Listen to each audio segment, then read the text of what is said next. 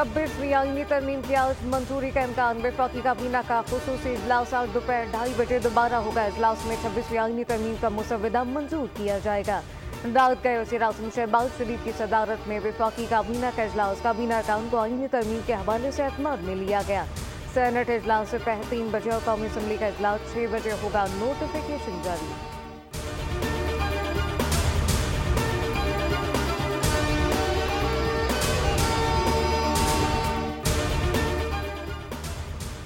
आईनी तरमीम बिल आज मंजूर कर लिया जाएगा। मुसवदे में कुछ तब्दीलियां होंगी। मौलाना फजलुर रहमान की तजवीज़ को मुसवदे का हिस्सा बनाया गया।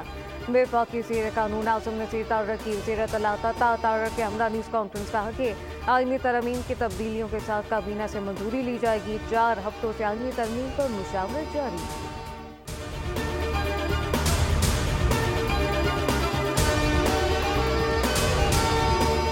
इब्तिदाई मुसवदा मुस्तरद किया गया। हुकूमत इन एतराज़ात को दूर करने पर तैयार हुई। मौलाना फजलुर रहमान के हुकूमती वफ़द के साथ मुशावरत के बाद मीडिया से गुफ्तगू।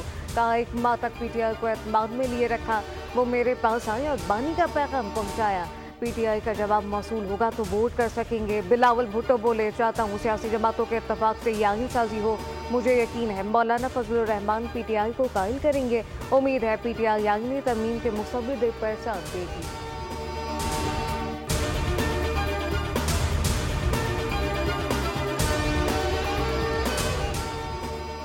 राना सनाउल्लाह खान ने कहा कि PTI वाले ताख़ीरी हरबे इस्तेमाल कर रहे हैं। वो मौलाना फजलुर रहमान को धोखा देने की कोशिश कर रहे हैं, जिसे कामयाब नहीं होने देंगे। अब अली अमीन गंडापुर से क्या मशवरा करना है?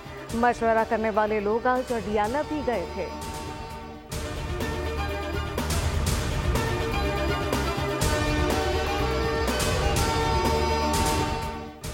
चेयरमैन PTI बैरिस्टर गौहर का बड़ा एतराफ़। कहा कि 2 सेनेटर जो हुकूमत के नंबर गेम पूरी करने में अहम किरदार अदा करेंगे, इनके नाम सामने आ गए।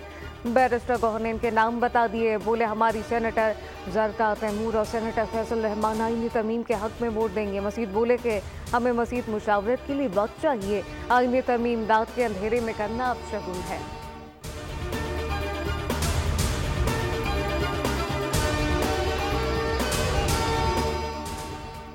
और chief justice of Pakistan justice Qazi Faez Isa ने मखसूस नशिस्तों के केस में 8 जजेस की दूसरी वजाहत पर डिप्टी रजिस्ट्रार मुजाहिद महमूद से वजाहत तलब कर ली।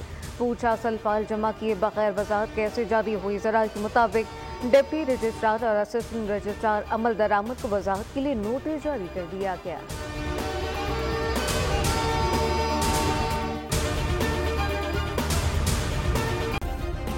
सब्सक्राइब करें और बेल दबाएं ताकि कोई खबर रह न जाए।